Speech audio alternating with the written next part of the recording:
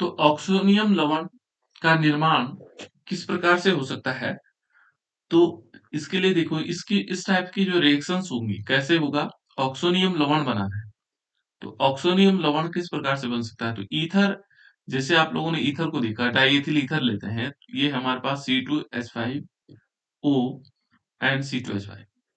ये ध्यान रखना है, इस ऑक्सीजन के पास दो लोन पेयर ऑफ इलेक्ट्रॉन है। कितने हैं? दो लोन पेयर ऑफ इलेक्ट्रॉन है, ये ध्यान रखिएगा। इसके कारण कुछ विशेषताएं होती है इसके, और ये क्या करता है, इस लोन पेयर ऑफ इलेक्ट्रॉन के कारण ये सांद्र HCl से रिएक्शन करता है। सांद्र का मतलब यहाँ पर कंसंट्रेट से है, concentrate hydrochloric acid, CON, Kong लिखते हैं बेटा इसको, है ना, कंसंट्रेट हाइड्रोक्लोरिक एसिड। और ये ठंडे में ही, यानी कि इसको गर्म करने की आवश्यकता नहीं है, ठीक है ना, ये ठंडा ही रहेगा। और इसी अवस्था में ये क्या कर देता है, ऑक्सोनियम डाइएथिल ऑक्सोनियम क्लोराइड बना देता है। अब कैसे बनेगा? देखो, इसमें एक तो C2H5 है, तो जो C2H5 है, इस C2H5 ऑक्सीजन है, इसके पास एक लोन पेयर तो ये रहेगा, और जो ये लोन पेयर था, इसने इसके साथ एक बॉन्ड बना दिया हाइड्रोजन के साथ, है ना, और इस हाइड्रोजन के साथ एक बॉन्ड बनाया, और इसके कारण क्या हुआ, C2H5 बन गया, और इस पर क्या आ गया, पूरे पे पॉजिटिव चार्ज आ गया, और क्लोराइड आयन इससे जुड़ गया। लेकिन आप लोगों ने पूछा नहीं कि ऑक्सीजन के पास तो 3 बॉन्ड होते ही नहीं, होते 3 बॉन्ड, इसकी वैलेंसी तो 2 होती है, यहाँ 3 कैसे हो गए? 1 2 3, कैसे हुआ होगा? कोई बता सकता है बेटा? ये कोऑर्डिनेशन बॉन्डिंग होगी, बॉन्ड तो होगा लेकिन ये कोऑर्डिनेशन बॉन्डिंग होगी। कैसे? ये जो HCl था ना, HCl, ये HCl H पॉजिटिव और Cl नेगेटिव के फॉर्म में बना है। क्योंकि ये जो HCl बना हुआ था, देखो HCl, इसके पास 2 इलेक्ट्रॉन होता है, बॉन्ड पेयर जिसको हम बोलते हैं, है ना, PP। तो ये 2 HCl के पास यहाँ इन्होंने बॉन्ड बना रखा, देखो यहाँ पर 2 बॉन्ड बने हुए हैं, H और Cl के बीच एक बॉन्ड बना, एक इलेक्ट्रॉन इसका था, एक इलेक्ट्रॉन, लेकिन ये जो दोनों बॉन्ड पेयर थे, दोनों इसने ले ली। तो इस पे एक ऋणावेश आया है, क्योंकि इसने एक हाइड्रोजन वाला इलेक्ट्रॉन भी ले लिया, है ना, जो हाइड्रोजन का भी था उसको भी ले लिया, और ये हाइड्रोजन क्या हो गया, H पॉजिटिव हो गया, इसके पास एक पॉजिटिव, इसके पास जो इलेक्ट्रॉन था वो भी नहीं है। तो ये क्या करता है, लोन पेयर ऑफ इलेक्ट्रॉन के साथ साझेदारी करता है, तो कोऑर्डिनेशन बॉन्डिंग बनाते हैं, और इसके कारण इस पे पॉजिटिव चार्ज आ जाता है पूरे मॉलिक्यूल पे, और Cl नेगेटिव। तो ये ध्यान रखना, बॉन्ड नहीं है, कोऑर्डिनेशन बॉन्ड है, ठीक है। तो ये बन जाता है, इसको बोलते हैं डाई ऑक्सोनियम क्लोराइड। तो ये बन जाएगा डाई एथिल ऑक्सोनियम क्लोराइड। दूसरा, ये अन्य मॉलिक्यूल से भी रिएक्शन कर सकता है। जैसे मान लीजिए हमने सल्फ्यूरिक एसिड लिया, क्या लेते हैं, सल्फ्यूरिक एसिड, यानी कि जब हम ईथर लेते हैं, die ethyl ether, CH3 CH2, यहाँ भी ऑक्सोनियम लवण बनाएगा, ठीक है ना।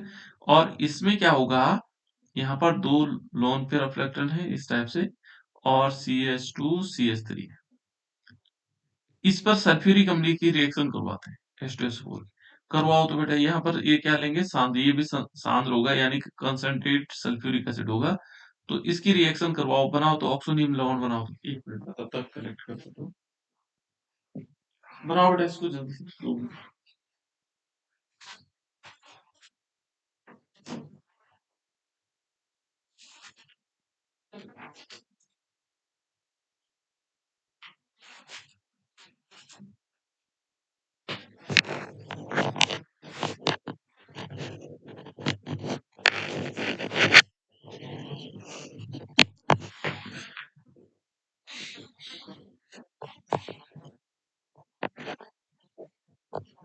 बन गया।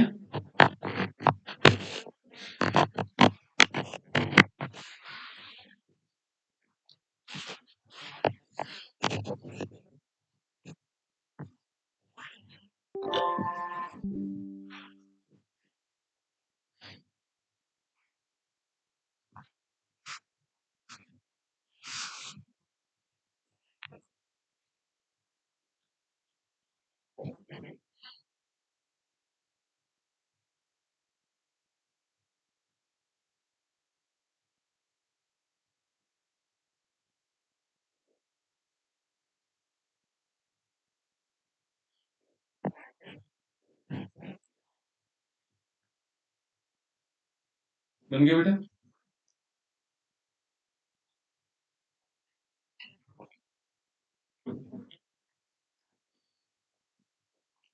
मेरी आवाज आ रही है आप लोगों को?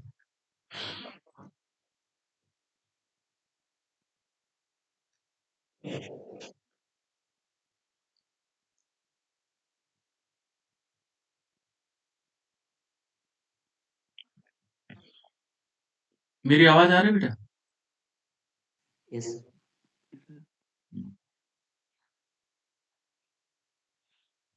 तो देखो कैसे बन सकता है, देखो आपको करना क्या है, देखो सल्फ्यूरिक एसिड टूटता कैसे है, क्योंकि ये एसिड है, तो एसिड है तो H प्लस आयन जरूर देगा, ठीक है ना? तो इसके अलग अलग टूटने के तरीके अलग हैं। तो जो सल्फ्यूरिक एसिड होगा H2SO4, देखो ये H2SO4 हमारे पास है ना? इसे इसका टूटने का एक तरीका ये भी है, H प्लस और प्लस इसमें क्या होगा, HSO4 नेगेटिव, ये भी टूटता है इस टाइप से।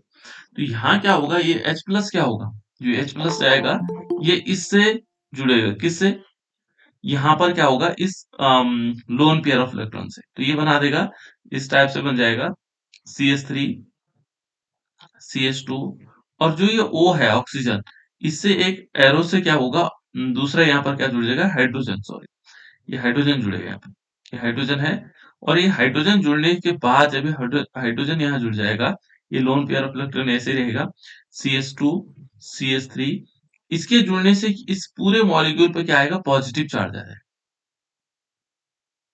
और HSO4 ये नेगेटिव है, ये इसके कारण पॉजिटिव नेगेटिव के कारण ये जुड़ जाएगा। तो ये भी क्या है, एक ऑक्सोनियम लवण है, ये भी क्या है, एक ऑक्सोनियम लवण। तो इस प्रकार से ईथर क्या बना देता है, ऑक्सोनियम लवण बनाता है, और उसके कारण क्या है, उसके पास उपस्थित जो लोन पेयर ऑफ इलेक्ट्रॉन है, ठीक है? तो इस टाइप से हम लोग इसको कर लेंगे। दूसरा बेटा इसमें उपसहसंयोजी यौगिक का निर्माण, जो उपसहसंयोजी यौगिक है, इनका निर्माण किस प्रकार से हो सकता है, ठीक है? तो उपसहसंयोजी यौगिकों का निर्माण कैसे हो सकता है, यहाँ पर यदि हम देखेंगे तो ये हमारे पास है CH3 CH2, और ये होगा ऑक्सीजन इस प्रकार से, और इसमें क्या होगा, CH2 एंड CH3, ठीक है ना? इस पर हम जब क्या करवाएंगे, बोरोन ट्राइफ्लोराइड की अभिक्रिया करवाएंगे, BF3 बोरोन ट्राइफ्लोराइड। जब हम इसकी अभिक्रिया करवाएंगे तो ये मॉलिक्यूल क्या करेगा, ये भी उसी तरह कोऑर्डिनेशन बॉन्डिंग की तरह जुड़ जाएगा। जैसे मान लीजिए हमने क्या लिया, ये देखो इस ईथर को हम ऐसे लिख सकते हैं, CH3 CH2, है ना, ये लिखा हमने CH3 CH2 और CH3 CH2, इसको हम ऐसे भी लिख सकते हैं, है ना, ऑक्सीजन को ऐसे जोड़ सकते हैं, है ना? तो यहाँ से जो BF3 क्या होगा, ये लुईस बेस के रूप में काम करता है, लुईस अम्लों की तरह लुईस बेस होने के कारण, ठीक है ना? जो हमारे पास ये आ जाएगा, और ये क्या करेगा, लोन पेयर ऑफ इलेक्ट्रॉन को ग्रहण करता है, तो ये BF3 इस प्रकार से आ जाएगा, ठीक है? तो यहाँ पर क्या होगा, ये भी एक प्रकार का उपसहसंयोजी बना लेता है। दूसरा भी बन सकता है, जैसे RMGX ले सकते हैं। RMGX क्या होता है बेटा, कोई बता सकता है RMGX क्या है? ग्रिग्नार्ड अभिकर्मक। बिल्कुल राइट, बहुत बढ़िया। CH3 CH2, और ये हमारे पास O है, ये ईथर है, और इस पर हम करवाएं RMGX। RMGX का मतलब समझ गए होंगे आप, ग्रिग्नार्ड रिएजेंट है, इसमें हम CH3 MgBr भी लिख सकते हैं, और भी कंपाउंड बना सकते हैं, है ना? तो यहाँ पर क्या हो जाएगा, ये भी क्या करेगा, एक कंपाउंड बनाएगा, ग्रिग्नार्ड अभिकर्मक ईथरेट, है ना? किस प्रकार से बन जाएगा, तो यहाँ पर हम लेंगे CH3 CH2, और इसमें एक ऑक्सीजन यहाँ पर आएगा, और दूसरा ऑक्सीजन कहाँ से आएगा, ठीक है ना? इसकी होल्ड वाइज देख लीजिए, इसको होल्ड वाइज में ले लेंगे, यानी कि यहाँ पर हमें मॉलिक्यूल 2 लेने पड़ेंगे, है ना? और फिर लेंगे CH3 CH2, इसकी होल्ड वाइज O लेंगे, और ये दोनों किससे जुड़ जाते हैं, एरो से जुड़ जाएंगे, इस प्रकार से ये एरो बना हुआ है, एरो से Mg से जुड़ेंगे, और Mg क्या होगा, R, और ये X बना देंगे। तो इस प्रकार से देखो, दो ईथर के मॉलिक्यूल क्या हुए, सीधे Mg से कोऑर्डिनेशन बॉन्डिंग से जुड़ गए, तो इसको बोलते हैं ग्रिग्नार्ड अभिकर्मक ईथरेट, ये अभिक्रियाएं इतनी ज्यादा इंपॉर्टेंट नहीं है, लेकिन हमें समझ लेना चाहिए, ठीक है। और ये जो है क्या करेगा, इस अवस्था में ये विस्फोट उत्पन्न करता है बेटा, यानी कि विस्फोटक पदार्थ भी हो सकते हैं, ये विस्फोट उत्पन्न कर सकते हैं। तो इस प्रकार से ये विस्फोटक पदार्थ होता है ना। तो ये हो गया, ये हमारे पास इस टाइप से यहाँ से उपसहसंयोजी यौगिकों के किस प्रकार से बना सकते हैं। उसके बाद है सी एक्स बॉन्ड। देखो जो हमारे पास, सॉरी, CO बॉन्ड बंध विदलन अभिक्रियाएं, यानी कि जो CO बॉन्ड है किसके बीच, कार्बन और ऑक्सीजन के बीच। देखो कार्बन और ऑक्सीजन के बीच जो बॉन्ड है, इसका विदलन है, इसने टूटना है। ऐसे तो है हमारे पास, यदि देखेंगे तो CH3 CH2 O, फिर क्या है CH2, फिर क्या है CH3। इनके बीच देखो ये कार्बन और ऑक्सीजन बंध है, इनको टूटना है, यहाँ से टूटना है। इनकी बदलन जो विदलन कहते हैं बेटा उसको, इसकी अभिक्रिया होंगी। तो पहला इसमें है, देखो हैलोजन अम्लों से अभिक्रिया। तो जो हैलोजन अम्ल होते हैं उनसे अभिक्रिया करवाएं। हैलोजन अम्ल क्या होते हैं, हैलोजन के द्वारा बने हुए अम्ल, HCl हो सकता है, HI हो सकता है, HBr हो सकता है ना। तो देखो ठंडे में तो करता है कौन कौन से, HI और HBr के साथ अभिक्रिया, जैसे ठंडे में है। और हैलोजन अम्लों पर की अधिकता में जो गर्म करने पर, जब हम गर्म करेंगे तब क्या अभिक्रिया होगी। तो पहले हम देखते हैं ठंडे में क्या अभिक्रिया होती है। जैसे मान लीजिए हमने लिया ईथर, ले लेते हैं, कौन सा ईथर, ये है die ethyl ether, CH3 CH2 O CH2 CH3। इसका नाम क्या है बेटा, कोई बताएगा।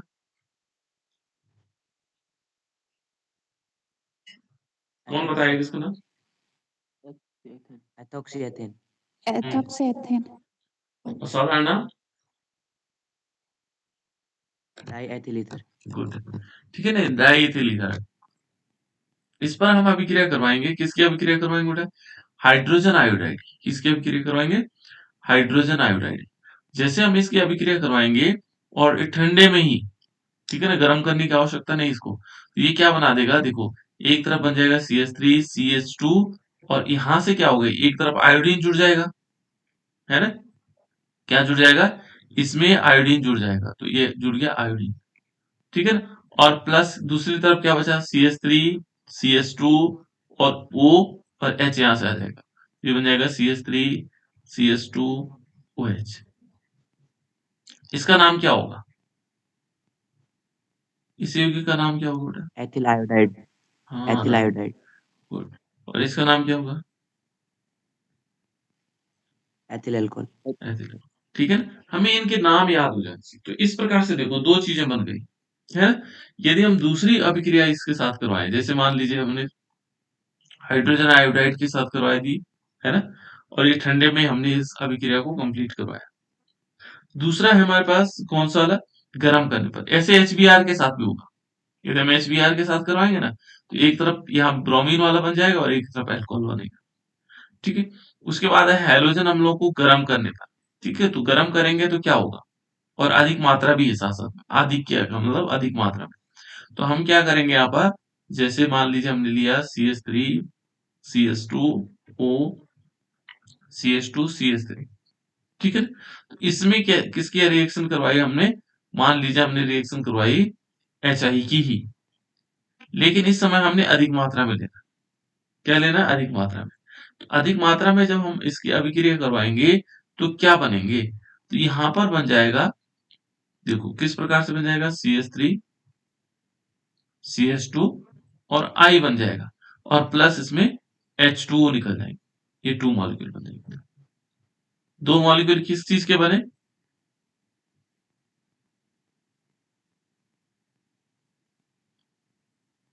किस चीज के बने बेटा, एथिल आयोडाइड। बिल्कुल एथिल आयोडाइड, ठीक है ना, एथिल आयोडाइड के 2 मॉलिक्यूल बन गए, प्लस इसमें क्या हुआ, वाटर मॉलिक्यूल भी निकल गए। तो ये था बेटा हमारे पास क्या, जब हम अधिक मात्रा में क्या लेंगे, हाइड्रोजन आयोडाइड लेंगे, तो इस प्रकार से हो जाएगा। उसके बाद देखें तो जल अपघटन, जल के द्वारा अपघटन होना। तो जल के द्वारा किस प्रकार से अपघटन हो सकता है, तो यहाँ हम ले सकते हैं ईथर ले सकते हैं, ये देखो CH3 मैं थोड़ा चेंज कर रहा हूँ, CH2 CH3 ये क्या होगा? सौरभ। इसका नाम क्या होगा बेटा? सौरभ बता सकता है?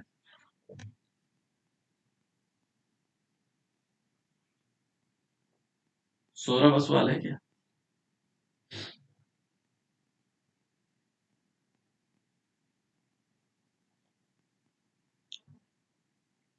पायल बताओ बेटा।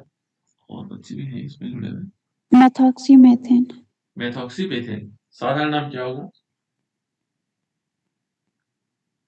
अंकित सेनवाल है बेटा।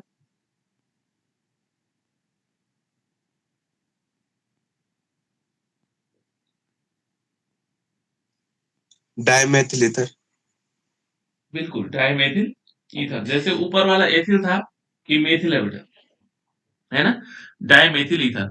और डाइमेथिल ईथर का जब हम क्या करवाएंगे, HOH के साथ जल अपघटन होता है हमेशा जल के साथ, है ना? जल का सूत्र आपको पता है, H2O। ये जल होता है, इसको हम HOH भी लिख सकते हैं। जल को ऐसे भी लिखा जा सकता है ना, HOH या H2O। इस समझने के लिए या अलग अलग पार्ट हो जाए। तो इसमें देखो, एक तरफ तो इसके साथ ये देखो, ये H जोड़ देंगे, यानी कि CH3OH बन गया। दूसरे वाले के लिए भी CH3OH बना कि नहीं बना? तो दोनों मॉलिक्यूल हमारे पास बन सकते हैं, यानी कि हमारे पास इस टाइप से बन सकता है CH3OH के दो मॉलिक्यूल। अब मान लीजिए हम ऐसा लेते हैं CH3O CH2CH3, इसका नाम क्या होगा? Methoxy ethane. मेथोक्सी। आदर्श क्या कर रहा था बेटा? Methoxy ethane. मेथोक्सी एथेन, ठीक है ना? इसको मेथोक्सी एथेन कहा जाएगा। और साधारण नाम क्या होगा इसका? Ethyl methyl ether. या एथिल मेथिल ईथर, ठीक है ना?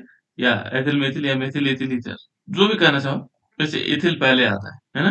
Ethyl methyl ether.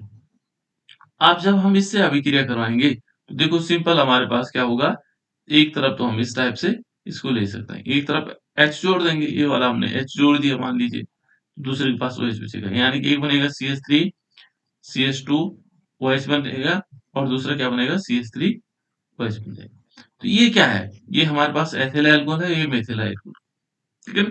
तो ये इसके द्वारा बना जल अपघटन के द्वारा, ठीक है। तीसरा एक नेक्स्ट हमारे पास एक अभिक्रिया और है, जब हम सल्फ्यूरिक अम्ल के साथ अभिक्रिया करवा सकते हैं। सल्फ्यूरिक अम्ल क्या होता है? H2SO4। बिल्कुल, याद रखना बेटा, ये छोटी छोटी चीजें हमें पता होनी चाहिए, है ना? पता लगा इंटरमीडिएट हो गया, हमें सल्फ्यूरिक एसिड का फॉर्मूला भी नहीं मालूम, ठीक है। तो देखो यहाँ पर इस टाइप से हो सकता है, जैसे हमने लिया डाइएथिल ईथर लेते हैं, ठीक है ना? CH3 CH2O CH2 CH3, है ना? ये डाइएथिल ईथर है, इसको हम एथॉक्सी एथेन भी कह सकते हैं, या डाइएथिल ईथर भी कह सकते हैं। इस पर हम HOH की रिएक्शन करवाएंगे, जल की रिएक्शन करवाएंगे, ठीक है ना? लेकिन होगा क्या? हमने कहा सल्फ्यूरिक, ये तो सल्फ्यूरिक अम्ल के साथ अभिक्रिया बता रहे हैं, लेकिन पानी के साथ अभिक्रिया करवा रहे हैं। ये सल्फ्यूरिक अम्ल क्या होगा, इसकी उपस्थिति होगी, और कैसा होगा ये? तनु H2SO4, ये डाइल्यूटेड होगा, है ना? और इसको गर्म भी करना है, साथ साथ में इसे दाब भी देना, प्रेशर भी लगाना, ये कंडीशंस होनी चाहिए इसकी। तब जाकर के ये क्या बनाएगा, ये बनाएगा एथाइल अल्कोहल, टू मॉलिक्यूल क्या बन जाएंगे? एथाइल अल्कोहल, यानी कि CH3 CH2 और OH बन जाएगा, ये बन गया, ठीक है ना? CH3 CH2 OH बन गया। तो ये क्या है? एथेनॉल बन गया। तो इस प्रकार से बन सकता है। इसमें अलग अलग कंडीशंस है, एक एक में इसमें क्या बनता है, ये इथाइल अल्कोहल बनता है। दूसरी कंडीशन में यदि हम क्या करें, सल्फ्यूरिक अम्ल के साथ सीधे अभिक्रिया करवाएं, जैसे मान लीजिए हम जल के साथ ना रिएक्शन करवा के सीधे सल्फ्यूरिक अम्ल के साथ, तो इसकी दूसरी कंडीशन भी बेटा, जैसे हमने CH3 CH2 O CH2 CH3 लिया, और इस पर हमने सल्फ्यूरिक अम्ल की रिएक्शन करवाई H2SO4, तो ये दो प्रकार के मॉलिक्यूल बना देता है।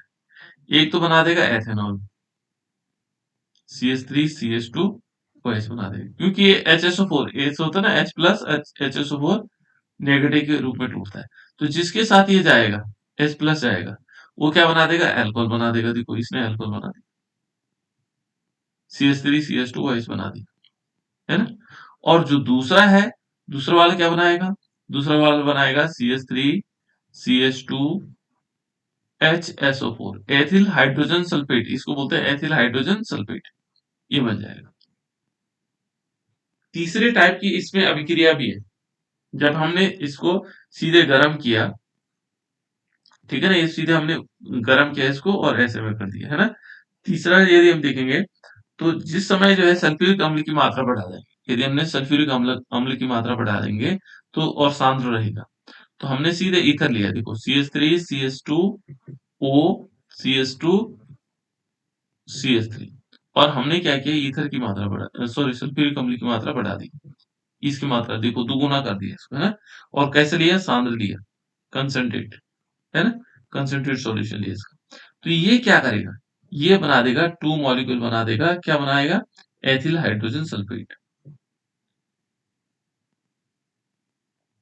CH2 HSO4, और प्लस इसमें से जल मॉलिक्यूल बना देगा।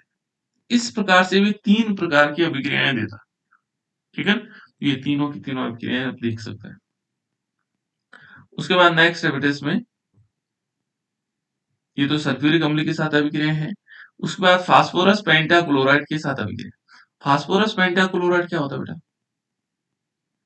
PCl5 PCl5 गुड, है ना। और डाइएथिल ईथर आप जानते हैं, CH3 CH2O CH2 CH3, diethyl ether है। इस पर फास्फोरस पेंटाक्लोराइड की रिएक्शन करवानी, PCl5, है ना। तो क्या बनेगा, ये बताओ, तो आप लोग बताएंगे मुझे।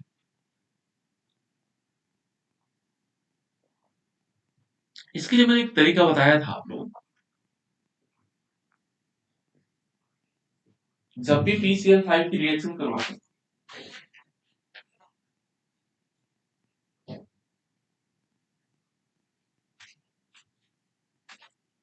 बताया था,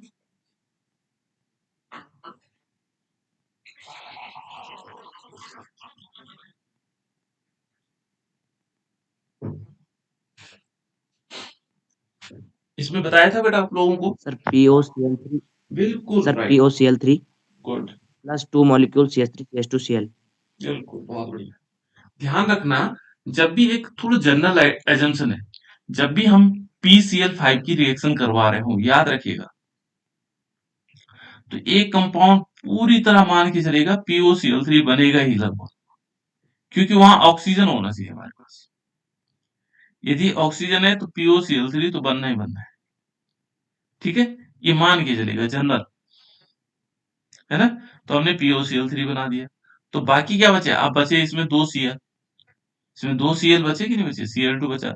यहां देखेंगे तो CH3 CH2 एक ही है, CH3 CH2 एक ही है, तो ये क्या बन जाएगा, CH3 CH2 और Cl, और कितने मॉलिक्यूल बने, 2, ये हमारे पास। तो इस प्रकार से हम फास्फोरस पेंटाक्लोराइड के साथ अभिक्रिया करवा सकते हैं, ठीक है। नेक्स्ट है बेटा इसमें, ये है अम्ल क्लोराइड के साथ, ये देखो, अम्ल क्लोराइड तथा अम्ल एनहाइड्राइड के साथ अभिक्रिया। एक तो अम्ल क्लोराइड, तो अम्ल क्लोराइड क्या होता है, पहले हम ये जानना चाहेंगे अम्ल क्लोराइड क्या होता है, और अम्ल एनहाइड्राइड क्या होता है। अम्ल क्लोराइड जो होता है बेटा, अम्ल का क्लोराइड, तो अम्ल का क्लोराइड क्या होगा, यहां पर ये देखेंगे तो ये होता है एस्टिल क्लोराइड। अम्ल क्लोराइड जो बोला जाता है वो बोला जाता है एस्टिल क्लोराइड, CH3, यहाँ पर देखोगे तो CH3 COCl, ये अम्ल क्लोराइड। और अम्ल एनहाइड्राइड क्या होता है बेटा, CH3 CO and CH3 CO, और इन दोनों को जोड़ देंगे ऑक्सीजन बीच से, है ना। ये है अम्ल एनहाइड्राइड। इन दोनों के साथ हमने किसकी अभिक्रिया करवानी, डाई एथिल ईथर की, ठीक है ना। तो करवाओ, तो डाई एथिल ईथर की अभिक्रिया पहले करवाओ अम्ल क्लोराइड से, ठीक है ना। तो अम्ल क्लोराइड, जैसे हमारे पास CH3 CH2O CH2 CH3, है ना, और अम्ल क्लोराइड होता है CH3 COCl, ठीक है ना। इसके साथ अभिक्रिया करो, तो क्या बनेगा, इसमें जो कैटालिस्ट होगा बेटा वो होगा एनहाइड्रस जिंक क्लोराइड, यानी कि अनाद्र जिंक क्लोराइड। अनाद्र कह सकते हैं हम इसको, अनाद्र शब्द इसके लिए यूज होता है। और इसको गर्म करेंगे, गर्म करने के बाद तब क्या कंपाउंड बनेगा।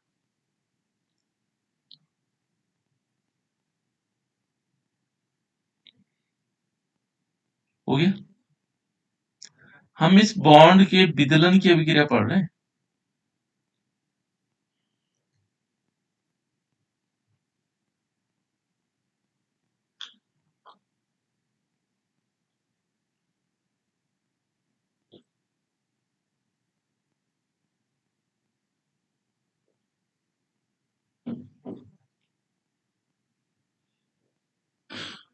हो गया बेटा। चलो मैं बता रहा हूं। देखो जब बॉन्ड टूटेगा तो ये बॉन्ड टूटेगा तो ये बॉन्ड इस प्रकार से टूटेगा, इतना ये एक साथ हो जाएगा। और ये जो Cl है इसके साथ चले जाएगा। एक तो बन गया हमारे पास CH3 CH2 Cl, ये बना। इसको आप लोग जानते हैं, क्या नाम होगा इसका? Ethyl chloride. एथिल क्लोराइड, ठीक है ना, क्लोरोएथेन भी कहते हैं। और इसका नाम क्या होगा? जैसे CH3CO, ये है CH3CO, उसके बाद ऑक्सीजन ले लेते हैं O, और उसके बाद आएगा CH2 CH3, इसका नाम क्या होगा?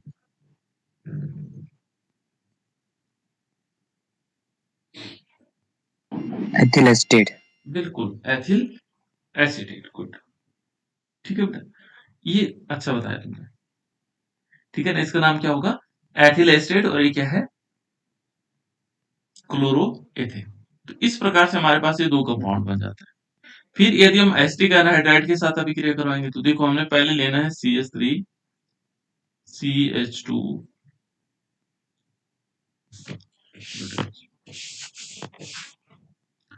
CH3 CH2, उसके बाद आएगा O CH2 CH3, ये है। और इस पर हमने एसिटिक एनहाइड्राइड, एसिटिक एनहाइड्राइड होता है CH3CO एंड CH3CO, और ये ऑक्सीजन से जुड़ा हुआ है ना। तो टूटेगा बॉन्ड, बॉन्ड यहीं से है ना। बॉन्ड टूटेगा तो क्या बनाएगा? देखो जब बॉन्ड यहां से टूटा तो यह एक तरफ बचा हमारे पास ही, है ना। और यहाँ भी क्या होगा? यहाँ भी बॉन्ड यहाँ से टूटेगा। तो देखो बेटा जो ये नीचे वाला पोर्शन है, देखो ये इतना, ठीक है ना, ये इसके साथ अभिक्रिया करके एक कंपाउंड बना देगा। और जो बाकी बचा हुआ है ये वाला, ये इसके साथ, देखो ये इसके साथ आएगा, ये देखो। तो दोनों क्या बन रहे हैं? देखो यहाँ पर क्या बन रहा है, पहले इस वाले को देखते हैं। ये बना CH3 COO, और यहाँ पर क्या बना? CH2 CH3 बना। दूसरा वाला क्या बना? दूसरा वाला देखो, ये CH3CO है, CH3CO, और दूसरा यहाँ से देखो ऑक्सीजन इसके साथ है, और क्या बना? CH2 CH3, यानी कि दो मॉलिक्यूल बन गए सीधे। देखो इसके दो मॉलिक्यूल बन गए, इसको लिखने की जरूरत नहीं है, 2 मॉलिक्यूल बन गए सीधे। 2 मॉलिक्यूल क्या बने? CH3CO CH2 CH3, क्या बना ये?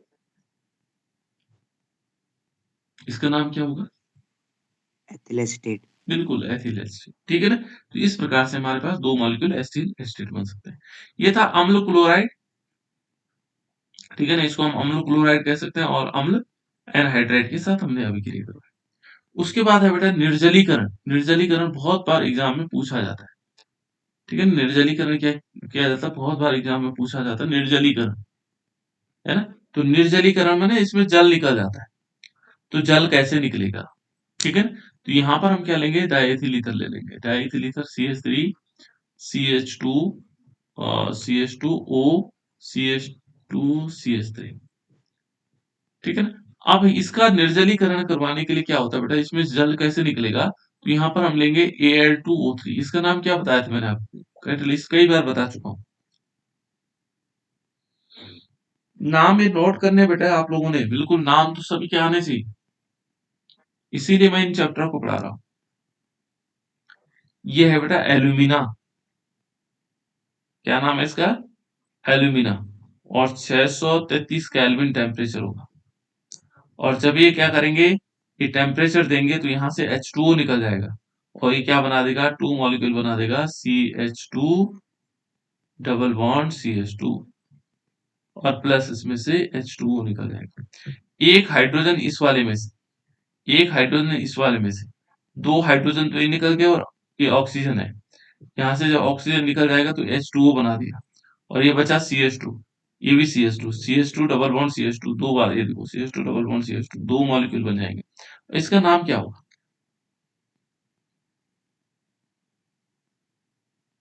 कोई बताया बेटा इसका नाम?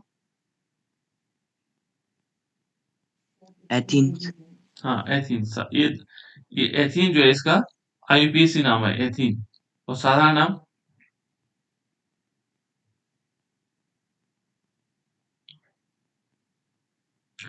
एथलीन। क्या बोलेंगे, एथलीन। ये एथलीन कहते हैं इसको, ठीक है ना, एथलीन कहा जाता है इसको साधारण नाम, ठीक है ना।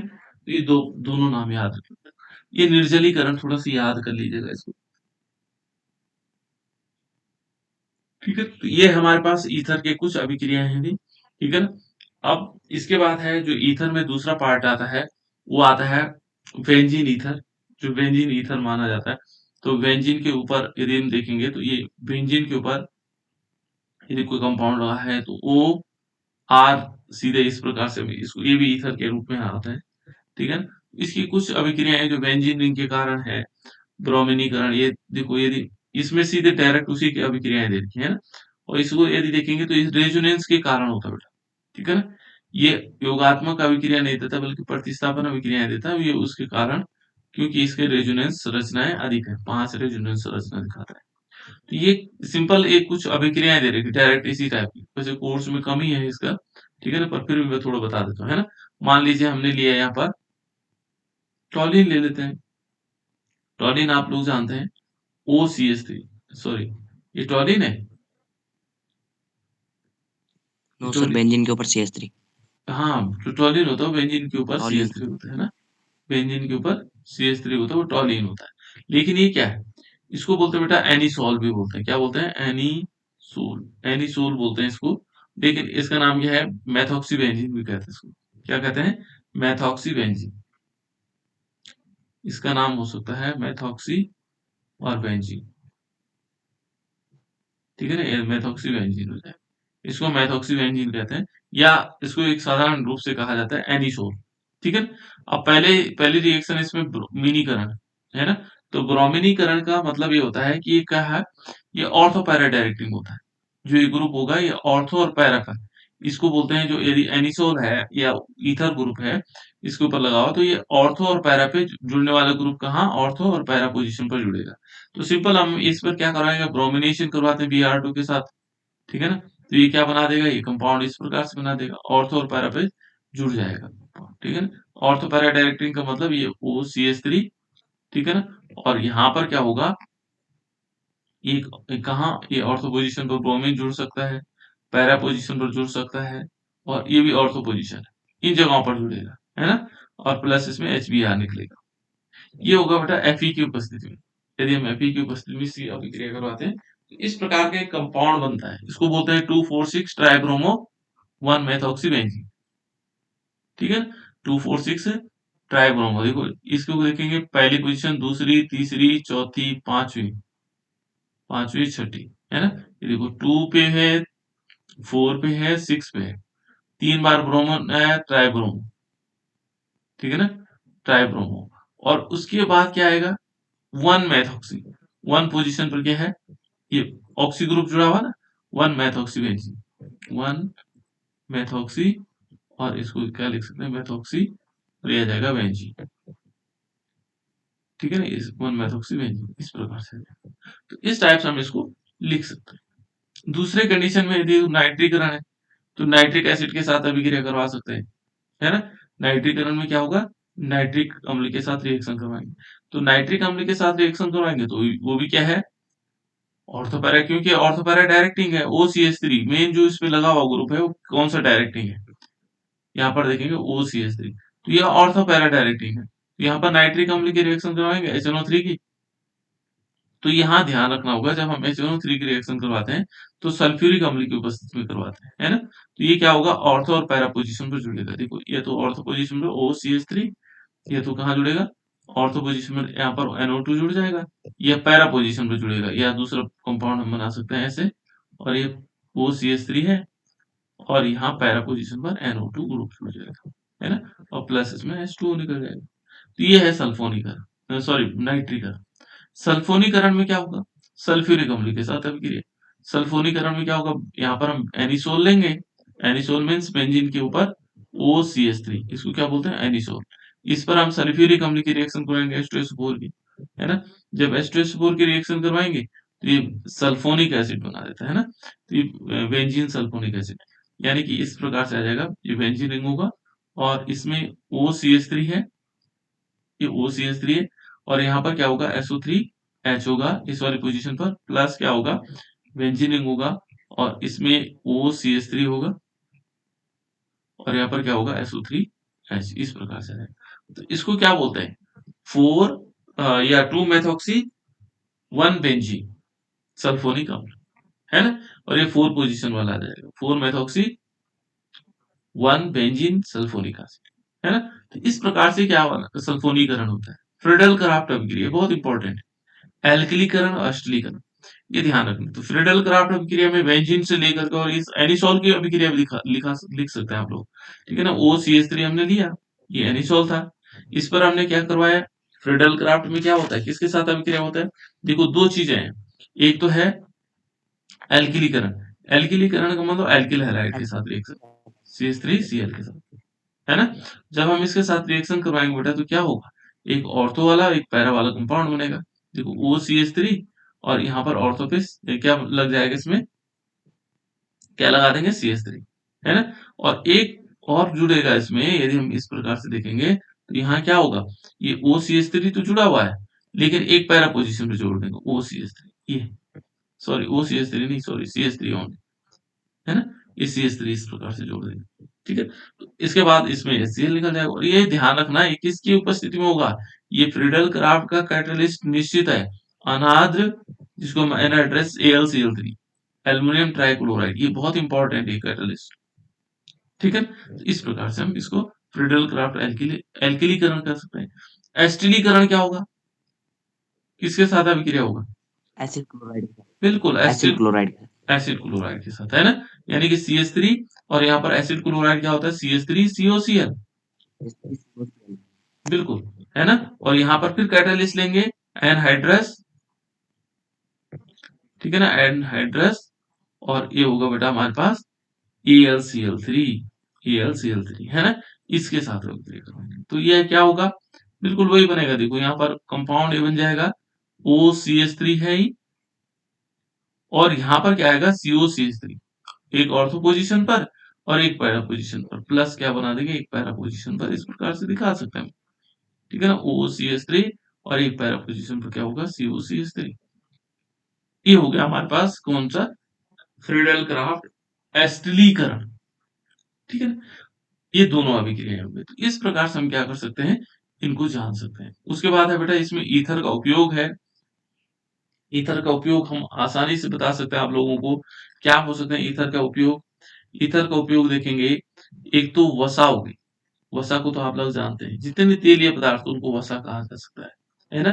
तेल हो गया, गोंद हो गया, ठीक है ना? इनके लिए इनको आसानी से घोल सकता है। रेजिन हो गया, माना कहीं पे तेल लगा हो तो वहां पर हम क्या ईथर लगाएंगे तो वो आसानी से घुल जाएगा, है ना? ये आसानी से घुल सकता है, ठीक है? इसको हम क्या कर सकते हैं, ये निश्चेतक के रूप में भी प्रयोग किया जाता है। जो डाई एथिल ईथर था, डाई एथिल ईथर था, है ना? इसको हम क्या कर सकते थे, निश्चेतक, निश्चेतक जानते हैं आप लोग, निश्चेतक, निश्चेतक जानते हैं बेटा, बेहोश करने के काम।